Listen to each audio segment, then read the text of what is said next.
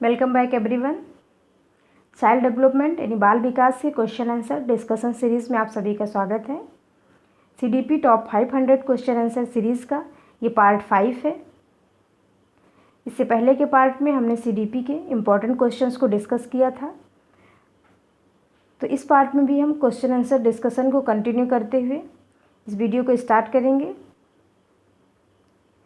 आज की सीरीज़ का फर्स्ट क्वेश्चन है, एक शिक्षक के रूप में जो लेव वाइगोस्की के सामाजिक रचनावादी सिद्धांत में दृढ़ता से विश्वास करता है, यानी एक शिक्षक के रूप में आप ऐसे शिक्षक के रूप में जो वाइगोस्की के सामाजिक रचनावादी दृष्टिकोण सिद्धांत है उसमें दृढ़ता से विश्वास करता है, आप अपने छात्रों का आकलन करने के लिए निम्नलिखित में से कौन सी विधि पसंद करेंगे। यानी आप एक ऐसे शिक्षक हैं जो कि वाइगोस्की के सामाजिक संरचनावादी सिद्धांत में दृढ़ता से विश्वास करते हैं, तो आप अपने छात्रों का आकलन करने के लिए कौन सी विधि अपनाएंगे। ए है सहयोगात्मक परियोजनाएं, बी है मानकीकृत परीक्षण, सी है तथ्य आधारित स्मरण परीक्षण प्रश्न और डी है वस्तुनिष्ठ बहुविकल्पी प्रकार के प्रश्न। तो यदि आप वाइगोस्की के सामाजिक संरचनावादी सिद्धांत में विश्वास करते हैं तो आप समाज के प्रभाव, बच्चे के ऊपर जो समाज का प्रभाव है उस पर भी विश्वास करेंगे। यानी बच्चे, आप ये दृढ़ता से विश्वास करेंगे बच्चा जो है वो समाज से इंटरेक्ट करके सीखता है, वो अकेले नहीं सीखता है। तो इस प्रकार जो सबसे उपयुक्त ऑप्शन होगा वो होगा सहयोगात्मक परियोजनाएं, यानी बच्चे को समूह में परियोजनाएं दी जाएं और वो एक दूसरे के सहयोग से जो परियोजनाएं करते हैं उनका आकलन करके आप बच्चे का आकलन करेंगे। तो वाइगोस्की के सिद्धांत के समर्थक शिक्षक के दृष्टिकोण से आप जो सबसे अधिक जो विधि पसंद करेंगे वो होगा सहयोगात्मक परियोजनाएं। नेक्स्ट क्वेश्चन है, अपनी कक्षा में व्यक्तिगत अंतर को पूरा करने के लिए एक शिक्षक को यह करनी चाहिए। यानी एक शिक्षक है जो कि इंडिविजुअल डिफरेंसेस को पूरा करना चाहता है तो उसको क्या करना चाहिए। शिक्षण और मूल्यांकन के समान और मानक तरीके हैं, बच्चों को उनके अंकों के आधार पर अलग और लेबल करना चाहिए, तो हमें लेबलिंग नहीं करनी है। छात्रों के साथ बातचीत में संलग्न हो और उनके दृष्टिकोण को महत्व देते हैं और उनके डी है उसके छात्रों पर सख्त नियम लागू करें। यानी शिक्षण और मूल्यांकन के समान तरीके निर्धारित कर दें या फिर उन्हें उनके अंकों के आधार पर अलग अलग लेबलिंग कर दें उनकी, या फिर उनसे बातचीत करें और उनके दृष्टिकोणों को महत्व दें, या फिर उनके ऊपर सख्त नियम लागू कर दें। तो इस प्रकार इसका जो सही आंसर होगा वो होगा ऑप्शन नंबर सी, यानी एक शिक्षक छात्रों के व्यक्तिगत जो अंतर हैं उनको पूरा करने के लिए वो छात्रों से बातचीत में संलग्न हो और उनके दृष्टिकोणों को महत्व दे। तो इसका सही आंसर होगा option number C. Next question है, मूल्यांकन महत्वपूर्ण है यदि वह छात्र में भय, यानी जो मूल्यांकन होता है वो उसका एक एम होता है यदि वह छात्रों में भय और तनाव उत्पन्न करता है। बी है कि वह छात्रों के साथ साथ शिक्षकों के लिए एक प्रतिक्रिया के रूप में कार्य करता है। सी है यह वर्ष के अंत में केवल एक बार किया जाता है। डी है छात्रों के उपलब्धियों के बीच अंतर करने के लिए तुलनात्मक मूल्यांकन किया जाता है। तो इसका जो सही आंसर होगा वो होगा ऑप्शन नंबर बी, यानी जो मूल्यांकन होता है वो ना केवल छात्रों का बल्कि शिक्षकों के लिए भी एक प्रतिक्रिया के रूप में काम करता है। इसके माध्यम से शिक्षक ये जानता है कि बच्चे कितना सीख रहे हैं और उन्हें कहाँ सीखने में कठिनाई आ रही है, उसके अकॉर्डिंग शिक्षक अपने शिक्षण विधियों में जो है बदलाव करता है। इसलिए जो मूल्यांकन होता है वो न केवल छात्र के लिए बल्कि शिक्षक के लिए भी एक रिस्पॉन्स के रूप में कार्य करता है, एक प्रतिक्रिया के रूप में कार्य करता है। नेक्स्ट क्वेश्चन है, एनसीएफ 2005 के अनुसार एक शिक्षक की भूमिका होनी चाहिए। यानी एनसीएफ 2005 के अनुसार एक शिक्षक की क्या भूमिका होनी चाहिए। ए आधिकारिक, बी तानाशाही यानी डिक्टेटर हो, सी है अनुमेय, डी है सुविधा। तो यहाँ पे सुविधा नहीं बल्कि सुविधा प्रदाता होगा, यानी जो एक शिक्षक है वो क्या होना चाहिए, तो वो सुविधा प्रदाता होना चाहिए। इसका सही आंसर होगा ऑप्शन नंबर डी, सुविधा प्रदाता, यानी फैसिलिटेटर होना चाहिए, जो बच्चों को सीखने में सहायता प्रदान करें, उन्हें सीखने की अनुकूल परिस्थितियां उपलब्ध कराएं और उनका मार्गदर्शन करें। नेक्स्ट क्वेश्चन है, शोध से पता चलता है कि एक विविध कक्षा में अपने छात्रों से एक शिक्षक की अपेक्षाएं डॉट उनकी सीख ए पर महत्वपूर्ण प्रभाव पड़ता है कि एकमात्र निर्धारक होती हैं, के साथ सहसंबंध नहीं होता है, यानी कोई कोरिलेशन ही नहीं होता है, या फिर पर कोई प्रभाव नहीं पड़ता है। तो इसका सही आंसर होगा ऑप्शन नंबर ए, पर महत्वपूर्ण प्रभाव पड़ता है, यानी शोध से पता चला है कि एक विविध कक्षा में अपने छात्रों से एक शिक्षक की जो अपेक्षाएं होती हैं, यानी छात्रों से शिक्षक की जो अपेक्षाएं होती हैं उस पर, यानी छात्रों पर उसका एक महत्वपूर्ण प्रभाव पड़ता है, उनकी सीख का एक महत्वपूर्ण प्रभाव पड़ता है। नेक्स्ट क्वेश्चन है, विशेष आवश्यकता वाले बच्चों को शामिल करना ए अवास्तविक लक्ष्य है, विकलांग बच्चों के लिए हानिकारक है, सी है कि स्कूलों पर बोझ बढ़ेगा, डी है शिक्षण के लिए दृष्टिकोण, सामग्री और दृष्टिकोण में बदलाव की आवश्यकता है। तो इसका जो सही आंसर है वो है ऑप्शन नंबर डी, यानी जब हम विशेष आवश्यकता वाले बच्चों को सामान्य स्कूलों में शामिल करेंगे तो हमें शिक्षण के लिए जो दृष्टिकोण है, जो शिक्षण सामग्री है, यानी जो TLM है, और जो विभिन्न प्रकार की जो सामान्य बच्चों की सुविधाएं हैं उनमें भी बदलाव करना पड़ेगा, उन्हें विशेष आवश्यकता वाले बच्चों के अनुसार परिवर्तित करना पड़ेगा। नेक्स्ट क्वेश्चन है, विभिन्न सामाजिक, आर्थिक और सांस्कृतिक पृष्ठभूमि वाले बच्चों के साथ विविध कक्षा होने से सभी छात्रों के सीखने के अनुभव समृद्ध होते हैं, यानी जब जो क्लास होगी वो डाइवर्सिटी से बिल्कुल रिच होगी तो उसमें जो अध्ययन करने वाले छात्र हैं उनके सीखने का जो इन्वायरमेंट होगा वो भी बिल्कुल समृद्ध होगा।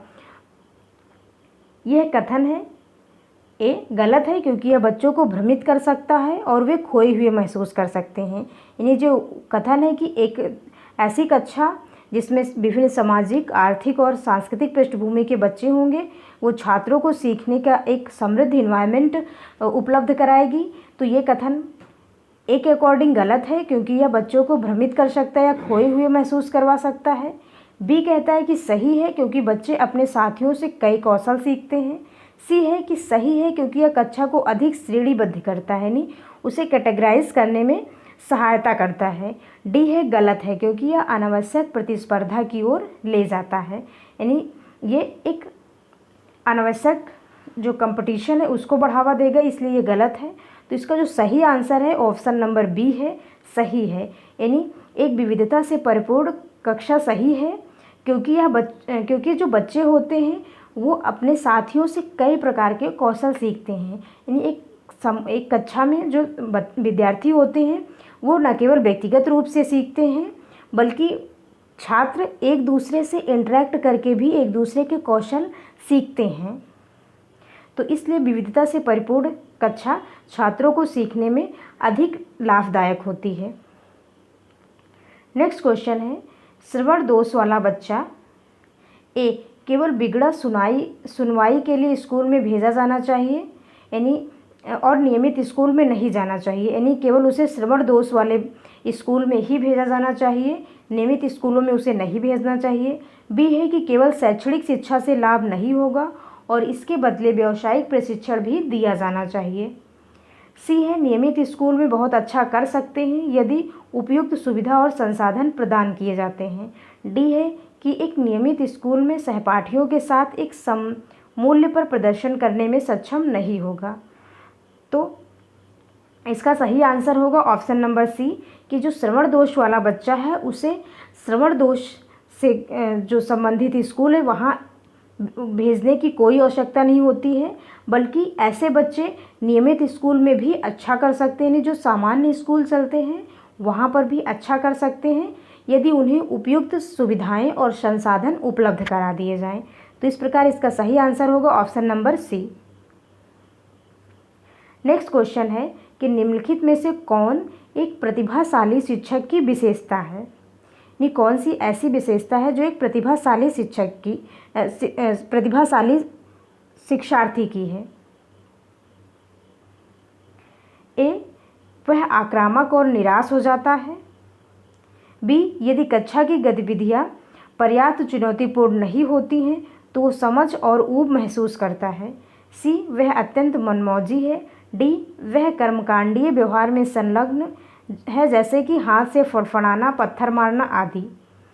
यानी प्रश्न के अनुसार कौन सी ऐसी विशेषता है जो कि प्रतिभाशाली शिक्षार्थी की है? तो ए, वह आक्रामक और निराश होता है, ये प्रतिभाशाली बच्चे की विशेषता नहीं है। यदि कक्षा की गतिविधियां पर्याप्त चुनौतीपूर्ण नहीं होंगी तो वह समझ और ऊब महसूस कर सकता है। इसका जो सही आंसर है वो है ऑप्शन नंबर बी, कि एक प्रतिभाशाली शिक्षक यदि कक्षा की गतिविधि अधिक चुनौतीपूर्ण नहीं होती, यानी बहुत इजी होती है, तो प्रतिभाशाली विद्यार्थी उस कक्षा में ऊब महसूस करने लगता है। नेक्स्ट क्वेश्चन है, एक शिक्षक अपनी प्राथमिक कक्षा में प्रभावी शिक्षण को बढ़ा सकता है। ए, सीखने में छोटे कदम के लिए पुरस्कार की पेशकश, ड्रिल और अभ्यास द्वारा, छात्रों के यानी उसके छात्रों के बीच उत्साहजनक प्रतिस्पर्धा करवा के। डी है सामग्री को छात्रों के जीवन से जोड़कर। यानी एक शिक्षक है जो कि प्राथमिक कक्षाओं में पढ़ाता है, तो अपने शिक्षण को और प्रभावी बनाने के लिए क्या कर सकता है, वो छोटे छोटे स्टेप पर भी पुरस्कार देने लगे।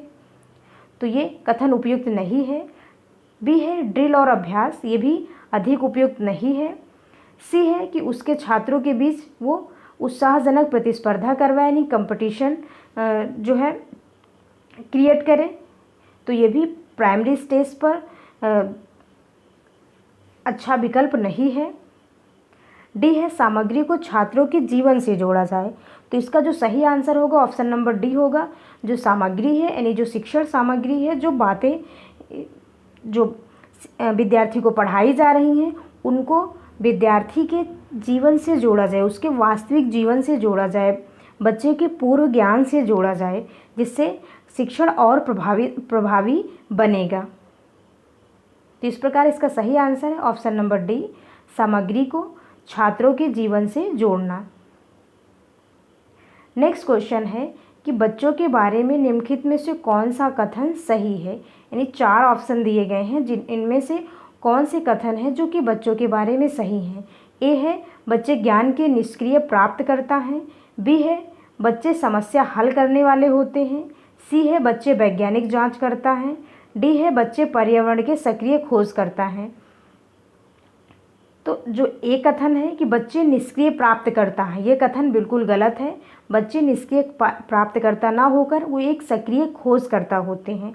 बच्चे समस्या हल करने वाले होते हैं, ये कथन बिल्कुल सत्य है, यानी वो बच्चे प्रॉब्लम सॉल्विंग करते हैं। बच्चे वैज्ञानिक जांच करता है, तो बच्चे एक वैज्ञानिक जांचकर्ता भी होते हैं। पियाजे ने बच्चों को लिटिल साइंटिस्ट बोला था, यानी बच्चे एक नन्हे वैज्ञानिक हैं। तो इस प्रकार सी ऑप्शन भी सही है। डी है कि बच्चे पर्यावरण के सक्रिय खोज करता है, यानी एक क्रिएटिव इन्वेंटर हैं ये, तो ये कथन भी सही है। बच्चे एक सक्रिय खोज करता है। तो इस प्रकार इसका जो सही आंसर होगा वो होगा ऑप्शन नंबर बी, सी और डी। नेक्स्ट क्वेश्चन है, छात्रों में वैचारिक विकास को प्रोत्साहित करने के लिए सबसे प्रभावशाली तरीका निम्नलिखित में से कौन सा है? ये कौन सा ऐसा सबसे प्रभावी तरीका है जिसके द्वारा छात्रों के वैचारिक विकास को, यानी जो उनकी थिंकिंग डेवलपमेंट है, उसको प्रोत्साहित किया सकता है? नई अवधारणा को पुराने लोगों के संदर्भ के बिना अपने दम पर समझने की आवश्यकता है। बी है कि छात्रों के गलत विचारों को याद रखने के लिए कहकर सही विचारों के साथ उसको बदले। सी है छात्रों को कई उदाहरण दें और उन्हें तर्क का प्रयोग करने के लिए प्रोत्साहित करें। डी है कि छात्रों को आवश्यक वैचारिक परिवर्तन करने तक सज़ा का उपयोग करें। तो डी बिल्कुल भी उपयुक्त नहीं है। इसका जो सबसे सटीक और सही आंसर है वो है ऑप्शन नंबर सी, यानी जब छात्रों के वैचारिक विकास को प्रोत्साहित करना है, उनकी थिंकिंग प्रोसेस को डेवलप करना है, तो हमें उन्हें कई उदाहरण देना चाहिए जिससे वे तर्क करने के लिए जो है प्रोत्साहित हों, तर्क करने के लिए मोटिवेट हों। तो इसका सही आंसर होगा ऑप्शन नंबर सी, छात्रों को कई उदाहरण दें और उन्हें तर्क का उपयोग करने के लिए प्रोत्साहित करें। नेक्स्ट क्वेश्चन है, प्राथमिक विद्यालय के बच्चे एक वातावरण में सबसे प्रभावी ढंग से सीखते हैं जहां उनकी भावनात्मक ज़रूरतों को पूरा किया जाता है और उन्हें लगता है कि वे मूल्यवान हैं। यानी जो प्राथमिक स्तर के बच्चे होते हैं वे सबसे प्रभावी ढंग से किस वातावरण में सीखते हैं? ये है कि जहाँ उनकी जो भावनात्मक ज़रूरतें हैं उनको पूरा किया जाता है और उन्हें लगता है कि वे वहाँ मूल्यवान हैं, उन्हें इम्पोर्टेंस दी जाती है। बी है कि जहाँ शिक्षक आधिकारिक हैं और स्पष्ट रूप से यह बताता है कि उन्हें क्या करना है और क्या नहीं करना है। सी है कि जहाँ ध्यान और तनाव केवल मुख्य रूप से पढ़ने, लिखने और गणित के संज्ञानात्मक कौशल में महारत हासिल करने पर है।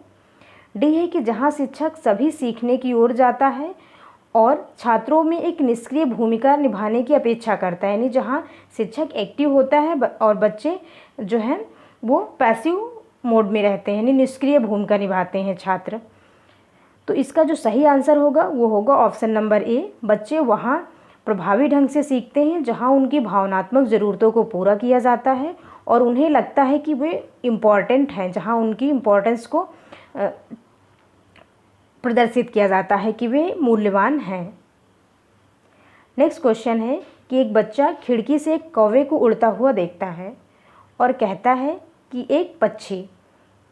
इससे बच्चे की सोच के बारे में क्या पता चलता है? यानी एक बच्चा है जो कि खिड़की से एक चिड़िया को उड़ते हुए देखता है, यानी एक कौवे को, और कहता है कि ये एक पक्षी है। तो ये बच्चे के बारे में क्या बताता है? ए, बच्चे ने पहले यादें संजो रखी हैं। तो ये कथन भी बिल्कुल सही है कि बच्चे ने पहले जो चिड़िया की जो पक्षी का स्कीमा है वो बच्चे के माइंड में बना है कि पक्षी इस प्रकार का होता है, तो इसलिए उसने जब कौवा देखा तो उसने बोला एक पक्षी। बच्चे ने एक पक्षी की अवधारणा विकसित की हुई है, यह कथन भी सही है। बच्चे ने अपने अनुभव को संप्रेषित करने के लिए भाषा के कुछ उदाहरणों का प्रयोग किया है, तो ये कथन भी सही है क्योंकि बच्चे ने भाषा का प्रयोग किया और बोला कि एक पक्षी, तो इसलिए बच्चे ने अपने अनुभव को संप्रेषित करने के लिए भाषा के कुछ उदाहरण यानी कुछ उपकरण का भी विकसित किए हैं। तो इस प्रकार इसका जो सही आंसर होगा ऑप्शन नंबर सी होगा, ए बी सी तीनों इससे हमें पता चलते हैं। नेक्स्ट क्वेश्चन है कि एक शिक्षक को अपने छात्रों को आंतरिक प्रेरणा से कार्य करने के लिए प्रोत्साहित करने के लिए क्या करना चाहिए? एक शिक्षक है जो कि बच्चों को इंटरनल रूप से प्रेरित करना चाहता है, तो उसे क्या करना चाहिए? यानी उन बच्चों को आंतरिक रूप से प्रेरित करने के लिए उसे क्या कहना चाहिए? ये है आने से पहले उसे ख़त्म करो, यानी यहाँ आने से पहले तुम उसे ख़त्म कर दो। ये इंटरनल जो मोटिवेशन है वो नहीं है। बी है तुम उसके जैसा क्यों नहीं हो सकते, देखिए उन्होंने उसे पूरा किया है, तो ये दूसरे से कल्पना जो है तुलना की जा रही एक बाह्य प्रेरणा है, आंतरिक प्रेरणा नहीं है। कार्य को तेज़ी से पूरा करो और एक टॉफ़ी प्राप्त करो, ये भी एक बाह्य प्रेरणा का उदाहरण है, आंतरिक प्रेरणा का उदाहरण नहीं है। डी है कि यह कार्य यह करने की कोशिश करो आप सीखोगे, यानी आप ये करने की कोशिश करो इससे आप सीख जाओगे, तो ये एक आंतरिक प्रेरणा है। तो इस प्रकार इसका जो सही आंसर होगा वो ऑप्शन नंबर डी होगा, यह करने की कोशिश करो और आप सीख जाओगे। इस कथन से बच्चा आंतरिक रूप से प्रेरित होगा, यानी वो उसे जब ये बोला जाएगा कि तुम इससे करने की कोशिश करो और इससे तुम सीखोगे, तो बच्चा आंतरिक रूप से प्रेरित होगा। नेक्स्ट, इस सीरीज़ में बस इतना ही guys. Thanks for watching, keep supporting.